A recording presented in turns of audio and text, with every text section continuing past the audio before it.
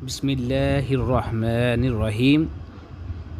Welcome to your favorite channel, Creative Chemistry and Medical Education. Subscribe the channel to get more video lectures and latest updates. अस्सलाम वालेकुम students, कैसे हैं सब। उम्मीद है अल्लाह ताला के करम फजल से सब ठीक ठाक होंगे।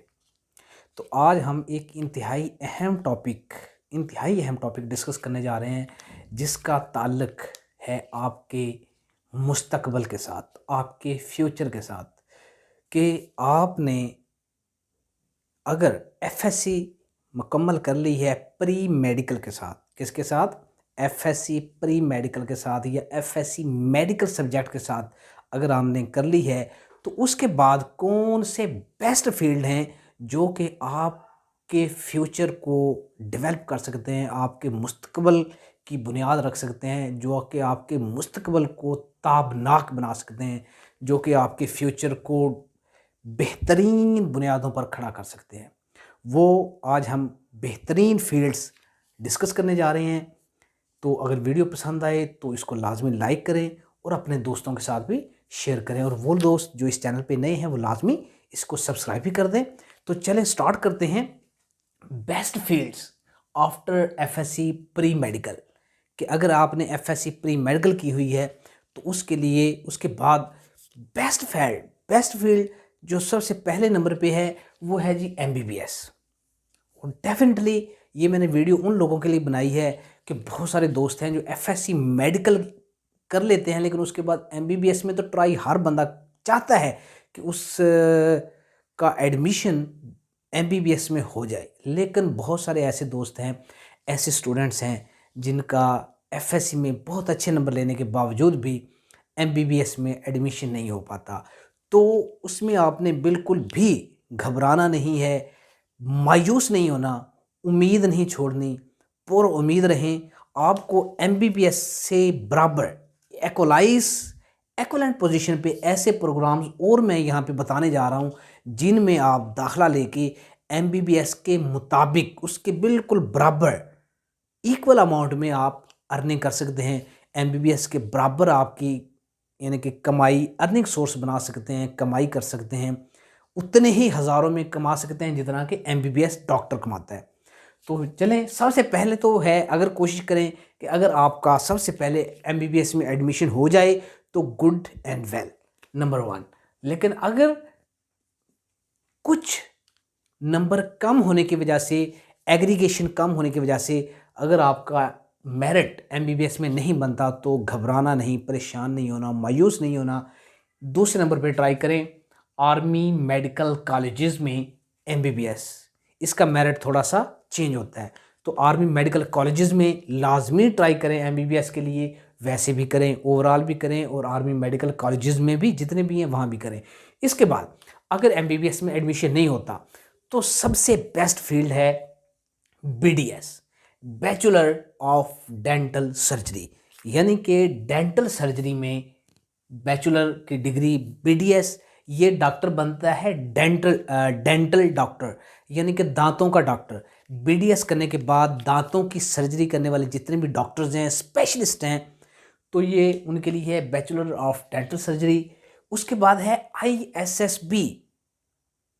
अगर एफएससी करने के बाद किसी दोस्त की ख्वाहिश है कि वो आर्मी में जाए, और आर्मी में भी नीचे नहीं अच्छे लेवल पे जाए, तो उसको टेस्ट पास करना होगा। आईएसएसबी के लिए एक टेस्ट होता है, उसके बाद वो आईएसएसबी के लिए एलिजिबल हो जाता है। और उसके बाद जो उसकी जॉब का फर्स्ट डेजिग्नेशन होता है वो होता है सेकंड लेफ्टिनेंट। उसके बाद प्रमोशन होती है, लेफ्टिनेंट बनता है, उसके बाद फिर प्रमोशन होती है, फिर आर्मी में वो कैप्टन होता है, और स्टेप बाय स्टेप चंद ही सालों में वो बहुत अच्छे यानी कि रैंक तक पहुंच जाता है, जनरल, कर्नल, और आगे उसकी प्रमोशन स्टेप बाय स्टेप साल हर साल होती रहती है, और वो स्टेप बाय स्टेप आगे चलता रहता है। तो ये बहुत ही अहम है आईएसएसबी, इसके लिए ट्राई लाजमी करें। इसके बाद है जी 5वें नंबर पे BA honours, bachelor of arts, यानी कि सिंपल बीए ऑनर्स कर लें। किसमें? पॉलिटिकल साइंस में। इसे हम बीएस में भी, कुछ यूनिवर्सिटीज़ हैं इसको बीएस में भी शामिल करती हैं कि ये बीएससी है। पॉलिटिकल साइंस में ये बीए ऑनर्स पॉलिटिकल साइंस, और उसके बाद 6 नंबर पे है जी BS इंग्लिश, या कुछ यूनिवर्सिटीज़ इसको BA काउंट करती हैं, bachelor of arts, BA English या BS इंग्लिश। तो ये दोनों फील्ड्स इंतहाई अहम है। कैसे अहम है ये भी आपको मैं बता देता हूँ कि इनको अगर आप कर लेते हैं तो आप बहुत अच्छे लेवल पे PMS और CSS के एग्ज़ाम के काबिल हो जाते हैं। तो यहाँ पे मैं लिख भी देता हूँ, PMS और CSS।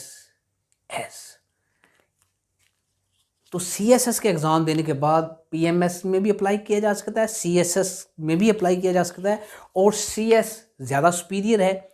तो CSS का एग्ज़ाम देने के बाद बंदा डायरेक्ट ऑफिसर रैंक में जाता है। फॉर एग्ज़ाम्पल पुलिस में है, थानेदार साहब हैं, छोटे थानेदार साहब हैं, ASI हैं, सब इंस्पेक्टर हैं, इंस्पेक्टर हैं। तो उनके ऊपर होता है जी SP, SP के ऊपर सुपरिटेंडेंट पुलिस, SP के ऊपर होता है जी DPO, DSP होता है नीचे DSP, और DSP के ऊपर होता है SP सुपरिटेंडेंट पुलिस, या जिसे आप DPO भी कहते हैं। तो DPO की जो सिलेक्शन होती है वो CSS के एग्ज़ाम के बाद होती है। अगर वो CSS एग्ज़ाम क्लियर कर लेता है तो डायरेक्ट डिस्ट्रिक्ट पुलिस ऑफिसर लगता है, बहुत अच्छे लेवल पे, बहुत अच्छे रैंक पे। तो CSS एग्ज़ाम, इसके अलावा बहुत सारे फील्ड्स हैं जो CSS के एग्ज़ाम के बाद आप वहाँ पे ऑफिसर रैंक में, कस्टम में, इनकम टैक्स के दफ्तर में, रेवेन्यू ऑफिस में, पुलिस में, आर्मी में, मुख्तलिफ फील्ड्स में आप CSS के बाद अप्लाई करते हैं। यानी कि इवन कि अगर आपने LLB किया हुआ है तो LLB के बाद CSS का एग्ज़ाम देने के बाद आप डायरेक्ट जज बन सकते हैं, एज अ मजिस्ट्रेट के तौर पे काम कर सकते हैं। It is very very important. इसलिए मैं ज़ोर दे रहा हूँ कि इसके बाद BA ऑनर्स पॉलिटिकल साइंस कर लें या BS इंग्लिश कर लें, तो ये दोनों BS हैं, ये आपको CSS के एग्ज़ाम को क्लियर करने में बहुत ज़्यादा हेल्पफुल होंगे, और आप CSS एग्ज़ाम क्लियर करके मुख्तलिफ लेवल के मुख्तलिफ फील्ड्स में ऑफिसर रैंक पे तैनात हो सकते हैं। उसके बाद है जी DPT, doctor of physiotherapy, doctor of physiotherapy. यानी कि अगर MBBS डॉक्टर नहीं बनते तो यहाँ भी आप डॉक्टर ही बन रहे हैं, किस चीज़ के, डॉक्टर ऑफ फिजियोथेरापी बन रहे हैं। उसके बाद है जी D फार्मेसी भी कर सकते हैं, यानी कि डॉक्टर ऑफ फार्मेसी, या इसे दूसरे लफ्ज़ों में कहते हैं फार्मासिस्ट, डॉक्टर ऑफ फार्मेसी कर सकते हैं। इसके बाद भी आप डॉक्टर ही कहलाएंगे। तो ये हो गया जी नंबर 7, और ये हो गया जी नंबर 8। ये वीडियो के साथ साथ मैं आपको बताता जाऊंगा कि किस फील्ड का कितना रैंक है, उसकी कितनी वर्थ है, कितना स्कोप है। ये वीडियो को जब आप एंड तक देखेंगे तो डेफिनेटली अपने लिए ये फाइनलाइज कर लेंगे आज कि मैंने कौन से प्रोग्राम में एडमिशन लेना है और कौन सा प्रोग्राम मेरे लिए बेस्ट है। इसलिए वीडियो को एंड तक देखें। इसके बाद हम बढ़ते हैं नेक्स्ट पॉइंट नंबर 9, रेडियोलॉजिस्ट। ये स्पेशलिस्ट डॉक्टर होता है जो कि रेडियोलॉजी में होता है, और इसके बाद जो एक्सरे हैं या अल्ट्रासाउंड है, अल्ट्रासाउंड को स्टडी करना और उसको पढ़ना और उसकी रिपोर्ट तैयार करना, ये स्पेशलिस्ट होता है उसको तैयार करने में। तो ये एक्सरे डिपार्टमेंट जो होता है उसका भी हेड होता है। जो बड़े हॉस्पिटल्स हैं, निश्तर हॉस्पिटल है या किंग एडवर्ड हॉस्पिटल है, म्यू हॉस्पिटल, जितने भी सरकारी या बड़े लेवल के हॉस्पिटल्स हैं उनके अंदर एक्सरे डिपार्टमेंट का हेड होता है ये। तो ये भी आप कर सकते हैं, रेडियोलॉजिस्ट। इसके बाद है जी नंबर 10 कि अगर आपका सेल्फ में नहीं होता MBBS में तो आप प्राइवेट MBBS भी कर सकते हैं। प्राइवेट मीन सेल्फ के बेस पे नहीं, बल्कि सेल्फ की बेस पे MBBS कर सकते हैं। अगर आपका मेरिट में नहीं होता तो सेल्फ में कर सकते हैं, नंबर 1। नंबर 2, बहुत सारे स्टूडेंट्स ऐसे हैं जिन्होंने चाइना से MBBS किया है और उनका ईजीली, बिल्कुल ही ईजीली कुछ चार्जेस के बाद MBBS में एडमिशन हो जाता है, और उसके बाद आके सिर्फ आपको पाकिस्तान मेडिकल काउंसिल का एक एग्ज़ाम देना होता है और आप पाकिस्तान में एज अ MBBS वर्क कर सकते हैं। तो ये भी है, बेस्ट ऑप्शन है। इसके बाद है जी BS नर्सिंग। ये मेल और फीमेल दोनों कैंडिडेट्स कर सकते हैं। पहले इसका ट्रेंड था फीमेल्स में, अब मेल्स के लिए भी यकसा ट्रेंड है। तो मेल और फीमेल दोनों ही इसमें अप्लाई कर सकते हैं। और इसमें जो BS नर्सिंग के बाद स्टाफ नर्स या कोई भी नर्स तैनात होते हैं नर्स के तौर पे, वो मेल हो या फीमेल, उसकी सैलरी तकरीबन तकरीबन नियर अबाउट MBBS होती है। इसके बाद है जी BS एनेस्थीसिया। ये कोर्स करने के बाद आप लोगों ने देखा होगा कि जब कोई भी किसी किस्म की मेजर सर्जरी होती है, तो मेजर सर्जरी में जो सर्जन होता है, सर्जन ने मरीज़ को पहले बेहोश करना होता है ताकि उसको सर्जरी की जा सके। डिलीवरी में या सिजेरियन में या कोई और मेजर सर्जरी है, तो मेजर सर्जरी में मरीज़ को बेहोश करना होता है। पेशेंट को बेहोश करने के लिए एनेस्थीसिया स्पेशलिस्ट चाहिए होता है। तो वहाँ पे एक स्पेशलिस्ट एनेस्थीसिया का चाहिए होता है। वहाँ पे एक सर्जन को सर्जरी से पहले BS एनेस्थीसिया वाले बंदे की ज़रूरत होती है। वहाँ पे एनेस्थीसिया वाला बंदा उसे एनेस्थीसिया देता है, मखसूस मिकदार के साथ उससे बेहोशी का प्रोसेस से गुजारते हैं और फिर उसकी सर्जरी स्टार्ट की जाती है। It is very very important. इसके बाद है जी 13 नंबर पे डाइट एंड न्यूट्रिशन। इसके अंदर भी आप BS कर सकते हैं। इसके बाद आप डाइट्स एंड न्यूट्रिशन, लोगों को यानी कि डॉक्टर बनते हैं न्यूट्रिशन के, लोगों को ग़ज़ा और ग़ज़ाइयत के बारे में बताते हैं कि कौन सी ग़ज़ाएँ इस्तेमाल करेंगे तो आपको कौन से फ़ायदा हासिल होंगे, और लोगों को कंसल्टेशन देते हैं। उसके जो कंसल्टेशन के चार्जेस हैं वो बिल्कुल MBBS के बराबर होते हैं कंसल्टेशन चार्जेस।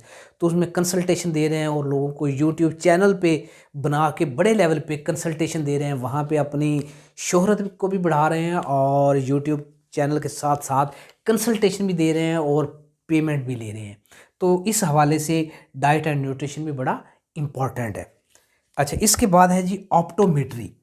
आँखों को चेक करने के लिए स्पेशल कोर्स है जिसमें आँखों के मुकम्मल, जिस तरह एक डॉक्टर आई स्पेशलिस्ट चेक करता है, बिल्कुल उसके एक्विवेलेंट दूसरा कोर्स है ऑप्टोमेट्री का, जिसमें आँखों को चेक करने का मुकम्मल तरीक़ाकार होता है और मेडिकेशन के हवाले से। तो ये आप कोर्स कर सकते हैं ऑप्टोमेट्री का। इसके बाद है BS सर्जिकल टेक्नोलॉजी, कि ये जो सर्जन सर्जरी करते हैं तो ये उसी के साथ रेलिवेंट है कि सर्जिकल टेक्नोलॉजी में, सर्जरी के अंदर सर्जिकल टेक्नोलॉजी में BS कर दिया जाता है। तो ये भी बहुत इम्पॉर्टेंट है 15 नंबर पे। और इसके बाद 16 नंबर पे है जी हार्ट लंग मशीन। इसका नाम है जी परफ्यूजनिस्ट। ये इंतहाई अहम पोस्ट का नाम है परफ्यूजनिस्ट। और परफ्यूजनिस्ट की पोस्ट के लिए कौन सा कोर्स करना होगा हार्ट लंग मशीन में? ये आपने शायद देखा हो या ना देखा हो, ये जो कार्डियोलॉजी सेंटर है, मैं मोटी सी मिसाल दे रहा हूँ। कार्डियोलॉजी सेंटर में for example Punjab institute of cardiology है, चौधरी परवेज़ लाई इंस्टीट्यूट ऑफ कार्डियोलॉजी है, फैसलाबाद इंस्टीट्यूट ऑफ कार्डियोलॉजी, मुख्तलिफ कार्डियोलॉजी सेंटर बने हुए हैं। और हर कार्डियोलॉजी सेंटर में ऑपरेशन थिएटर हैं, बड़े बड़े 2 हैं, 3, 4, 5 ऑपरेशन थिएटर हैं। और इसके अलावा जितने भी पाकिस्तान के बड़े हॉस्पिटल्स हैं, किंग एडवर्ड है, म्यू हॉस्पिटल है, बहावल विक्टोरिया हॉस्पिटल है, निश्तर हॉस्पिटल है, बड़े बड़े हॉस्पिटल में जहाँ पर सर्जरी की जाती है दिल की। याद रखें, जब दिल की सर्जरी मेजर बाईपास किया जाता है तो वहाँ पे कुछ देर के लिए दिल को निकाल के इंसान के जिस्म की मुकम्मल जो सप्लाई होती है वो हार्ट लंग मशीन पे फिक्स सेट कर दी जाती है कि वहाँ पे कुछ देर के लिए उसे सप्लाई हार्ट लंग मशीन से मिल रही है। मशीन जब सर्जरी होती है, दिल का ऑपरेशन होता है, दिल को निकाल के बाहर रखते हैं और दिल का मुकम्मल सेटअप, जिस्म को खून सप्लाई करने का मुकम्मल सेटअप जो होता है वो हार्ट लंग मशीन के ज़रिए कर रहा होता है। और उस हार्ट लंग मशीन को जो ऑपरेट कर रहा होता है वो होता है परफ्यूजनिस्ट। और वो परफ्यूजनिस्ट के लिए जो इंतहाई अहम है हार्ट लंग मशीन परफ्यूजनिस्ट, ये उस वक्त के लिए इंतहाई अहम है। इसका बहुत ही आने वाले दिनों में बहुत ज़्यादा स्कोप है, इसमें आप एडमिशन ले सकते हैं, ये भी कर सकते हैं। इसके बाद अब है मेडिकल लैब टेक्नोलॉजी। इसमें भी BS का कोर्स है। यहाँ पे मैंने BS नहीं लिखा, तो यहाँ पे ये भी BS है, BS मेडिकल लैब टेक्नोलॉजी। यानी कि मेडिकल लैब टेक्नोलॉजी में लेबॉर्ट्री, जिस तरह होता है ना लेबॉर्ट्री टेक्नीशियन, तो इसी तरह होता है, उसके अंदर BS भी होता है, मेडिकल लेबॉर्ट्री टेक्नोलॉजिस्ट। तो ये BS 4 साल का प्रोग्राम है, ये करें, गुड एंड वेल, बहुत ही बेहतरीन है, ये आप कर सकते हैं। 16 नंबर के बाद हो गया जी 17वां बेहतरीन कोर्स है, FSC के बाद आप कर सकते हैं। इसके बाद है मेडिकल इमेजिंग टेक्नोलॉजी। इसके अंदर बिल्कुल मेडिकल लैब टेक्नोलॉजी की तरह ये है इमेज, ये डिफरेंट टेक्निक है, नई आई है, मार्केट में न्यू है और इसका भी बहुत ज़्यादा स्कोप है आने वाले दिनों में। जैसे MRI एक टेस्ट आप लोगों ने सुना होगा, MRI टेस्ट करते हैं, PCR करते हैं, तो वहाँ पे मेडिकल इमेजिंग टेक्नोलॉजी का बहुत ही अहम रोल है।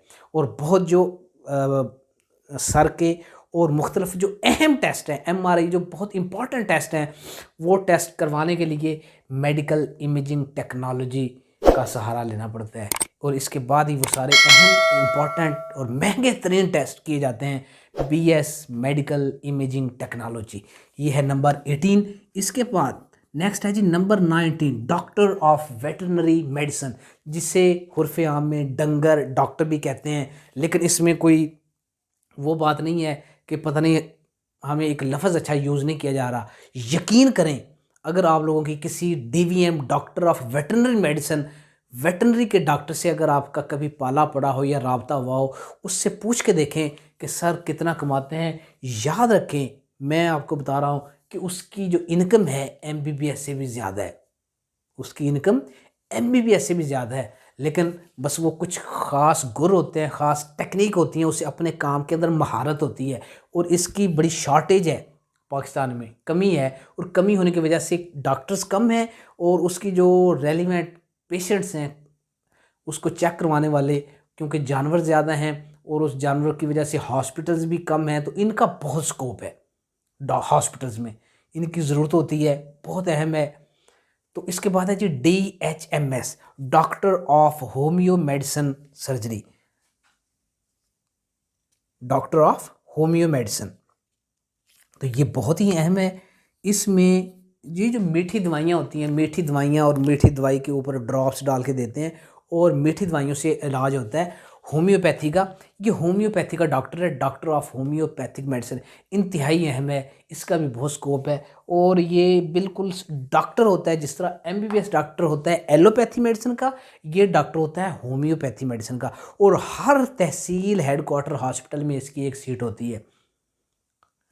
और इसमें गवर्नमेंट लेवल पे भी काम किया जा सकता है और प्राइवेट सेक्टर में अपना क्लिनिक खोल के बेहतरीन आपको मौके मुयस्सर आते हैं और इसमें बहुत अच्छी आप अर्निंग कर सकते हैं। इसके बाद है जी बी फार्मेसी, यानी कि बैचलर ऑफ फार्मेसी, जिसे हम फार्मासिस्ट भी कहते हैं। ये मैंने थोड़ा पहले भी एक्सप्लेन कर दिया है। इसके बाद है डिस्पेंसर, 2 साल का कोर्स है। इसको करने के बाद आप बहुत अच्छी प्रैक्टिस कर सकते हैं। प्रैक्टिस के साथ साथ यानी कि जहाँ पे गवर्नमेंट हॉस्पिटल्स में इसको ऑथोराइज होता है डिस्पेंसर कोर्स, तो वहाँ पे ये अपने डिस्पेंसर के फ़राइज़ सर अंजाम दे सकता है। उसके बाद है BS बायोटेक्नोलॉजी, ये भी बड़ी इंपॉर्टेंट है, नंबर 21 और नंबर 22। इसके बाद है जी 23, BS बायोटेक्नोलॉजी का आने वाले दौर में, आने वाले दिनों में बहुत ज़्यादा ट्रेंड होगा कि बायोटेक्नोलॉजी के अंदर BS कर लेना। इसके बाद है BS मॉलिक्यूलर जेनेटिक्स, मॉलिक्यूलर जिस्म के अंदर जो मॉलिक्यूलर जेनेटिक्स हैं, जीन्स हैं, तो उसका बड़ी एडवांस स्टडी है। एडवांस स्टडीज़ में ये आता है मॉलिक्यूलर जेनेटिक्स, आप कर सकते हैं 24। और इसके बाद है जी 25 LHV, लेडी हेल्थ विजिटर, ये सिर्फ फीमेल के लिए है, फीमेल कर सकते हैं। इसके नाम के साथ ही लगा हुआ है लेडी हेल्थ विजिटर, ये भी बहुत अच्छा कोर्स है। तो फीमेल्स इसको अडॉप्ट कर सकती हैं, इसका आने वाले दिनों में बहुत अच्छा स्कोप है। इसके बाद कुछ ऐसे प्रोग्राम्स हैं जो ट्रेडिशनल प्रोग्राम्स हैं, वो मैंने अलहदा से लिस्ट बना दी है कि अगर किसी यानी कि दोस्त का, किसी स्टूडेंट का ये जहन हो कि मैंने टीचर बनना है, नंबर 1, मैंने लेक्चरर बनना है, नंबर 2, मैंने वो उसका और भी अच्छा स्कोप है, अच्छा जहन है, अच्छा सोच है, अच्छी उसकी थिंकिंग लेवल है, वो कहता है मैं प्रोफेसर बनना चाहता हूँ, तो यूनिवर्सिटीज़ में जो प्रोफेसर हैं पढ़ाने वाले, वो सारे इन कोर्सेज़ के बाद ही प्रोफेसर बनते हैं। नंबर 1 याद रखें।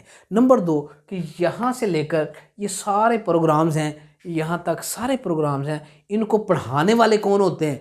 प्रोफेसर्स। वो यूनिवर्सिटीज़ में मुख्तलिफ सब्जेक्ट्स के प्रोफेसर्स हैं, तो मुख्तलिफ सब्जेक्ट्स को पढ़ा रहे होते हैं, टीचिंग कर रहे होते हैं। वो लेक्चरार भी हो सकते हैं, टीचर भी हो सकते हैं, प्रोफेसर भी हो सकते हैं, असिस्टेंट प्रोफेसर भी हो सकते हैं, और वो बहुत बड़े लेवल तक जाते हैं प्रोफेसर बन के, और यूनिवर्सिटी के हेड भी बनते हैं, अपने डिपार्टमेंट के हेड और डीन भी बनते हैं, और बड़े लेवल पे जाके रिटायर होते हैं। तो आप कर सकते हैं BS केमिस्ट्री, BS के बाद MS केमिस्ट्री कर सकते हैं, MS के बाद MPhil केमिस्ट्री और PhD केमिस्ट्री, और बिल्कुल ऐसे ही बाकी सब्जेक्ट्स में BS फिज़िक्स कर सकते हैं, BS ज़ूलॉजी कर सकते हैं, BS बॉटनी कर सकते हैं, BS बायो केमिस्ट्री केमिस्ट्री और बायो दोनों का, केमिस्ट्री और बायो दोनों का कम्बिनेशन है बायो केमिस्ट्री, वो कर सकते हैं। बीएस बायो इन्फॉर्मेटिक्स ये कर सकते हैं। तो इनका आप स्पेशलिस्ट भी लग सकते हैं, सब्जेक्ट स्पेशलिस्ट, और 17 स्केल में लेक्चरार भी लग सकते हैं, सब्जेक्ट स्पेशलिस्ट भी लग सकते हैं,